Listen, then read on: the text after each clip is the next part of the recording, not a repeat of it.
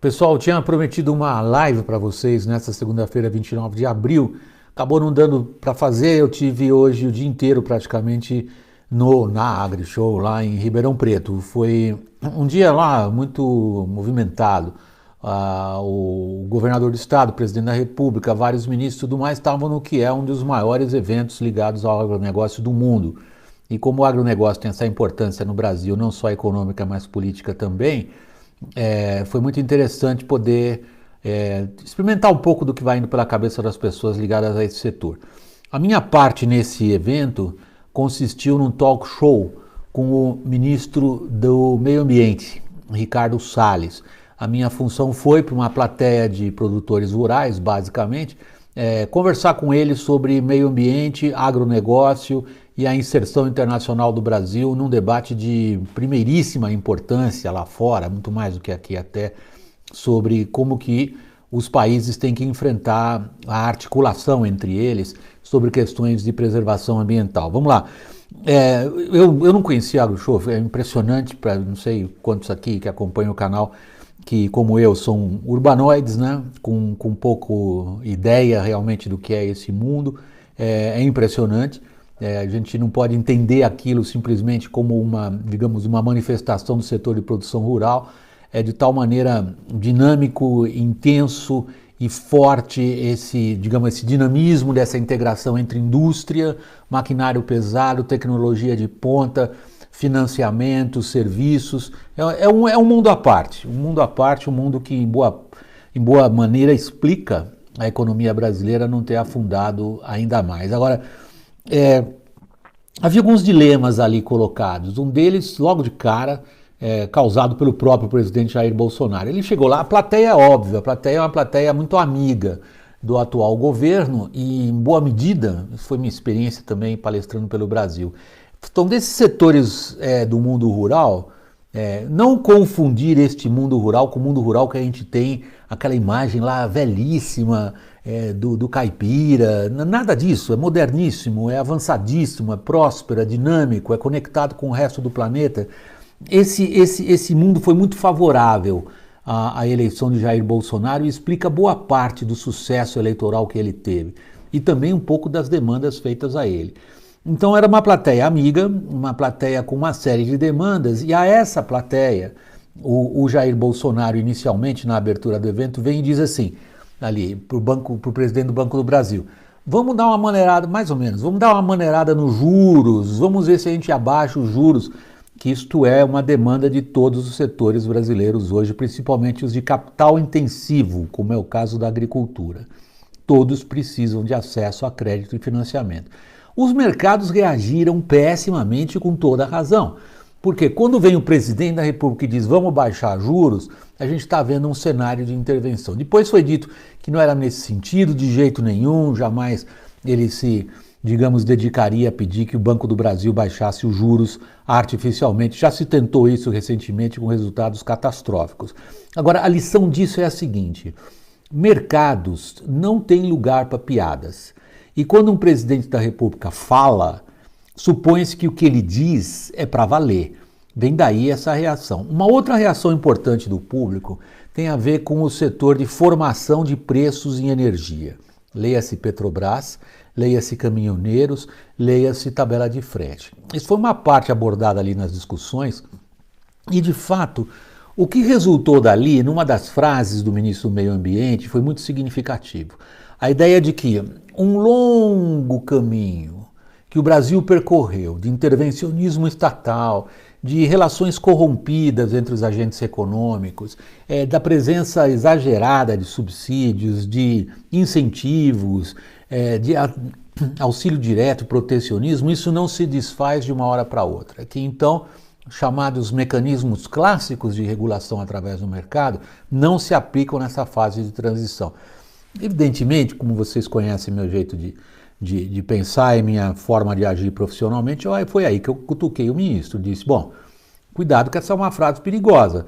Se a gente considera que haverá uma flexibilização ou que os mecanismos de mercado não podem ser levados na maneira como eles são propostos, por exemplo, pela equipe da economia, isso deixa uma margem de interpretação muito aberta. E aí a questão era exatamente, quer dizer, há um eleitorado de Bolsonaro formado por caminhoneiros que querem uma tabela de frete, querem um refresco. Há um eleitorado formado por produtores rurais que querem um refresco também, seja através de subsídios, seja através de crédito facilitado, que é um subsídio, seja abolindo a tabela de frete que cria mais custos. E aí há um dilema para o governo resolver que ainda está no ar, ainda está parado. Outro lado importante que eu achei naquilo que eu consegui pegar ali do AgriShow é a preocupação de boa parte dos exportadores brasileiros com a maneira pela qual o Brasil está se apresentando em alguns organismos internacionais, particularmente aqueles que têm a ver com meio ambiente. Aí há um choque muito forte. Por exemplo, o atual ministro do meio ambiente é um crítico ácido, contundente e agressivo da atuação de várias organizações não governamentais que têm feito críticas severas à atual administração, sobretudo no que se refere ao meio ambiente. Ele tem um ponto importante aí, que eu acho que o governo brasileiro é que não tem, de certa maneira, conseguido defender esse ponto com vantagem, sobretudo lá fora. E lá fora estão os nossos mercados de exportação. E o ponto é o seguinte, o Brasil está desfazendo digamos, normas, regras e instituições dedicadas a preservar e fiscalizar a preservação do meio ambiente ou as está modernizando? A crítica evidente que fazem essas ONGs é que o Brasil está, digamos, desmontando a sua legislação ambiental e, portanto, tornando mais difícil a tarefa de órgãos que, por sua vez, estão sendo desmontados por parte do governo brasileiro. E aí veio a frase pronunciada pelo Bolsonaro na abertura do AgriShow também, que é a seguinte: eu combinei com o ministro do Meio Ambiente que a gente vai dar uma limpa nesses órgãos, particularmente IBAMA e ICMBio, são duas entidades importantes, as duas subordinadas ao Ministério do Meio Ambiente, que elas estão voltadas para a fiscalização e para a preservação do meio ambiente. O que acontece aí? É um dos principais choques políticos do Brasil hoje, entre determinar até onde vai a postura ideológica de, digamos, funcionários públicos, fiscais e os que estão dentro dessas organizações e onde está simplesmente o que eles têm por dever de cumprir, que é respeitar a legislação e, por sua vez, fazer com que ela seja cumprida. É nessa clivagem que entram as principais críticas internacionais ao Brasil. Ocorre, e dizer isso para o agronegócio é um bocado redundante, trata-se de uma batalha de comunicação. Bom, vocês veem, política é no fundo batalha de comunicação. Eu já defini aqui para vocês várias vezes. Política é fazer prevalecer uma narrativa ou impedir que uma narrativa oposta se consolide. E nessa batalha da comunicação, o agronegócio no Brasil está perdendo de 30-0, mole. A imagem que as pessoas têm do agronegócio nada tem a ver com a verdadeira participação e importância. E isso se dá também na questão do meio ambiente. Então, não adianta, aí foi um ponto na conversa com o ministro, a gente entrar no modo negação, em especial partes do governo brasileiro, e dizer que as críticas vêm de gente mal intencionada, da mídia velha que não entende o que está acontecendo e tudo mais. Não, é um fato político hoje que tudo que se refere à sustentabilidade e meio ambiente tem enorme importância na atuação de governos com os quais o Brasil faz acordos comerciais, procura abertura de mercados, se entende em relação à legislação internacional, particularmente naquilo que se refere à mudança climática.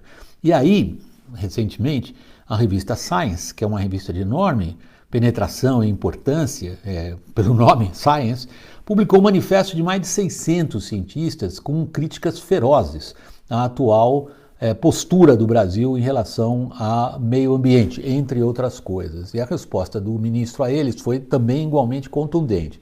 Então tivemos ali uma conversa bem aberta sobre algumas possibilidades estratégicas e táticas, e eu registrei com satisfação, porque me parece que lá fora não adianta a gente dizer a nossa imagem é ruim, dane-se, a gente tem que lutar para que a imagem no Brasil melhore, e isso é particularmente uma função dos seus representantes diretos, ou seja, os participantes no governo. Na verdade, falta de estratégia de comunicação em relação à situação internacional acabam sendo prejudiciais para o país em geral e para o agronegócio em particular.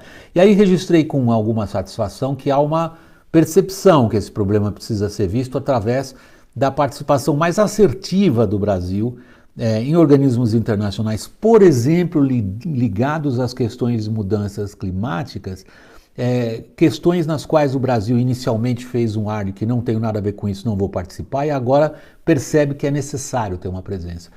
Pois se há algo que eu, várias ocasiões na minha carreira de repórter, pude registrar, e de novo vi isso acontecer na AgriShow, é que o Brasil, de fato, é um país que conseguiu juntar essas duas coisas.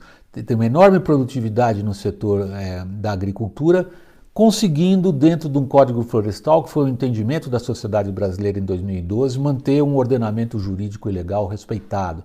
O Brasil consegue, sim, demonstrar que é capaz de ser um campeão de produção de alimentos, sem que esta produção de alimentos, eu não estou falando da atitude de alguns bem retrógrados e atrasados que existem, sim, mas o grosso dessa parte moderna do agrobusiness brasileiro é uma demonstração de que é possível aumentar a produtividade, ser um campeão na produção de alimentos e, ao mesmo tempo, preservar o meio ambiente. Não é a imagem que o setor tem, o setor, de alguma forma, terá que